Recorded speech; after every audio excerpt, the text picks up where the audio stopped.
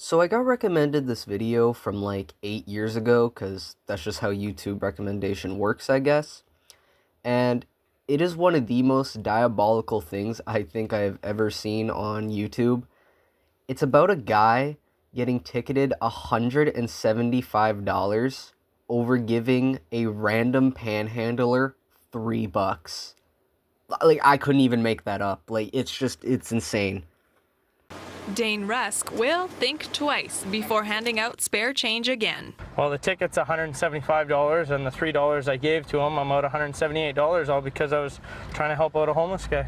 It happened Wednesday as Rusk was leaving the Victoria Square Mall. As I came up to the stop sign, I stopped and I looked and I saw this homeless guy holding a sign. I instantly felt sorry for him.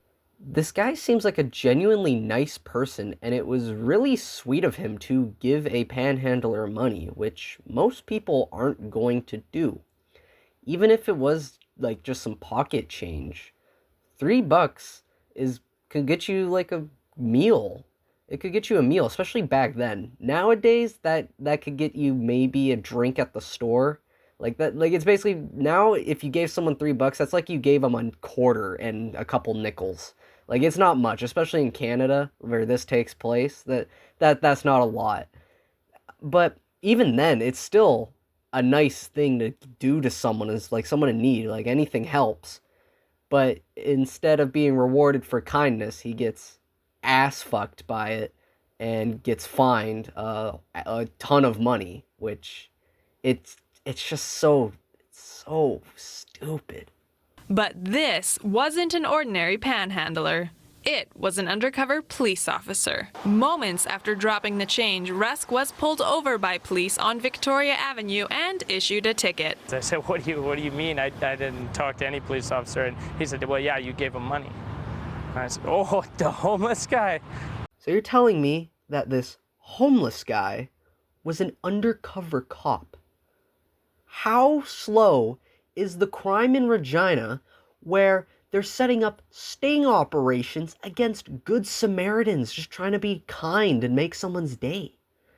That's so fucking baffling. Like, how angelic are these people where there's that little crime? Like these people must be God's perfect envisioned civilization. Like how? How do you waste resources on something like this? That's so stupid. Also, this guy doesn't even look like a panhandler. He looks like he just walked out of a fucking Old Navy with that. Like, that stuff is so clean. Like, that doesn't even have an ounce of dust on it. Like, oh my god, it's so fucking dumb. Regina police say this is nothing new. It's part of the intersection projects watching for traffic violations. The intersections are probably one of the most critical areas when it comes to accidents, obviously, and our high volume intersections are ones that we tend to target. So we will run random intersection projects throughout the city. I guess I'm going to explain why that sucks, because this smeg-headed idiot apparently thinks otherwise. That is probably the dumbest plan I have heard officers of the law come up with. So, from listening to his explanation, the fake panhandlers are there to stop traffic violations because intersections are the most dangerous place on the road. That's where the most accidents happen.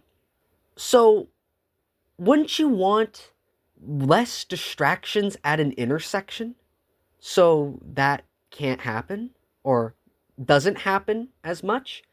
Wouldn't you want to get rid of distracting things when you're supposed to be focusing?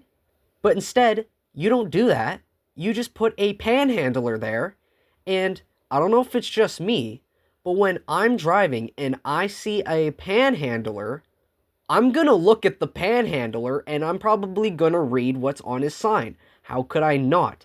I see that sign, I'm gonna read it. So you're raising the bar for accidents here. You can make it go up by doing that. That is not a good idea. And even if there were traffic violations, don't intersections now have cameras? Don't they have cameras? Like when you run a red light and they catch you on camera. That's been a thing for years. Like, they've had that for so long. I don't get why you need fake panhandlers at fucking corners of intersections. Regina does have a bylaw that prohibits soliciting to vehicle occupants in high traffic areas. That's why Dale Lakeman no longer holds up a cardboard sign. Instead, he collects bottles to support himself. He feels for Rusk. So apparently Zach Galifianakis is an ex-panhandler. I could probably see why. I feel like this was made after the third Hangover movie, so I would definitely see him panhandling.